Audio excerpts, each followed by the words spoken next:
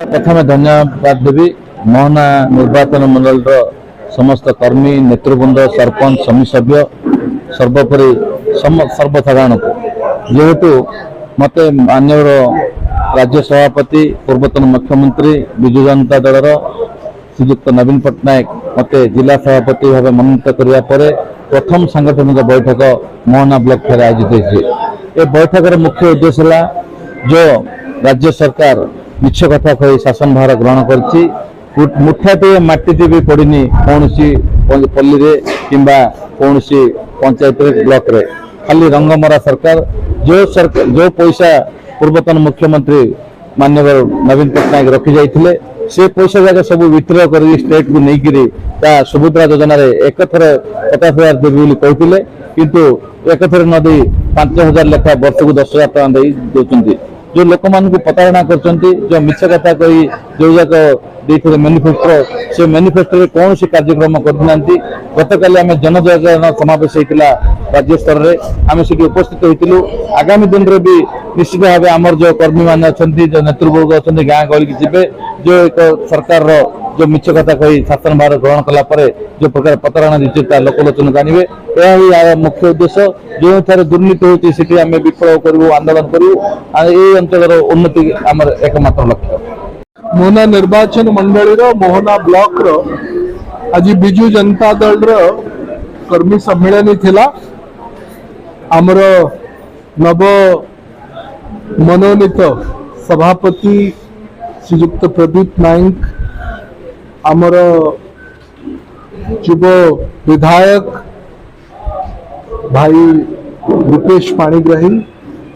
पूर्वतन जिला सभापति जगबंधु बाबू जिला परिषद चेयरमैन तिरुपति बाबू आमर एठिकार ब्लॉक चेयरमैन सरपंच समिति सभ्य समस्त वरिष्ठ नेतृवर्ग कर्मी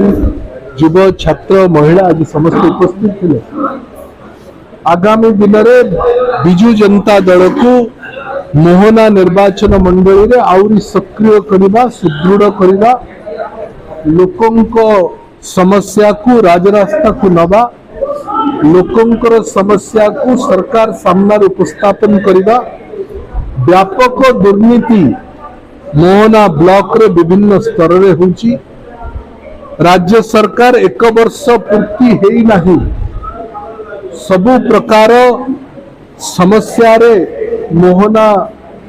ब्लॉक आज उबुटुबु होची तथापि राज्य सरकार उत्सव पालन करने प्रस्तुत होती जानू ना जना पड़ू ना कौन पे उत्सव जहाँ जहाँ प्रतिश्रुति देइथिला भारतीय जनता पार्टी सरकार को आसिला परे ता संपूर्ण उलटी आइछि कौनसी काम हेई नाही कथा देई कथा रखिलु बोली प्रचार करुचंती किंतु ए अंचल रे सारा ओडिसा रे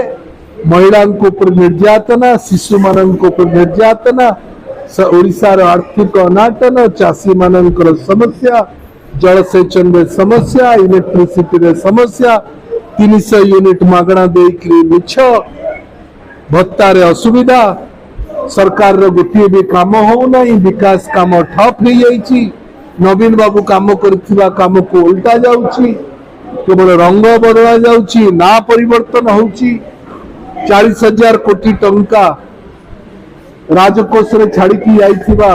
नवीन बाबूंकर राजकोष रे ओडिशा राजकोष रे 90,000 कोटी टंका ऋण कर सारे गोटे वर्ष भितर सबु प्रकार अव्यवस्था सत्वे भारतीय जनता पार्टी सरकार उत्सव पालन करने प्रस्तुत होती आज विजु जनता निष्पत्ति नहीं कठोर भाव रे एवं